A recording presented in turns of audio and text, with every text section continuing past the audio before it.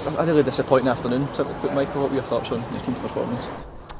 Yeah, disappointing. It's probably the best way to describe it.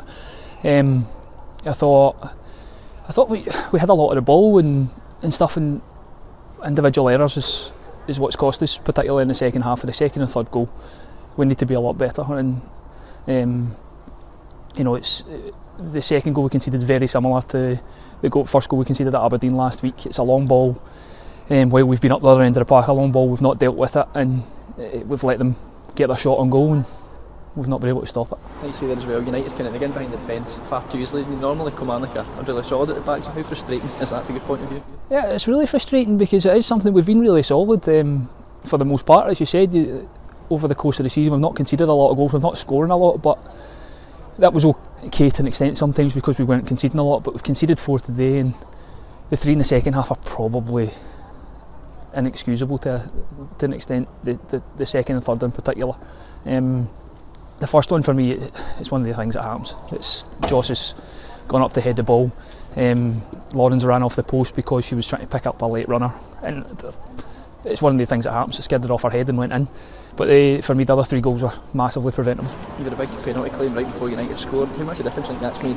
It's for me, obviously we've conceded 4 goals and there's no excuse for that, but at 1-0, for me it's a penalty. It's in the box. From where I could see, at the closest bit of the technical area, I'm not really understanding why the linesman has flagged the referee over after he's gave it if he's not telling them it's in the box.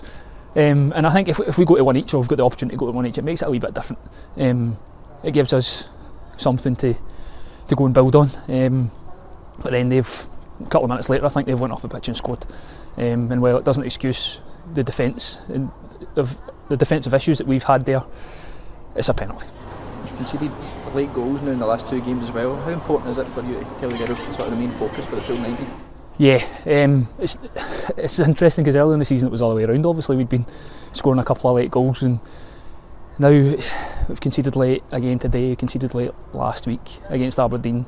Again, it's focus, and I guess at that point of the game it's hard for the girls at the back that have been defending for so long in the game that it might be easy to switch off, but it's something that we need them to really focus on and do better. And it comes from across the pitch in terms of the midfield working that little bit harder just to get back behind the ball and help the defence out, because they can only do so much themselves. They really need help from across the pitch.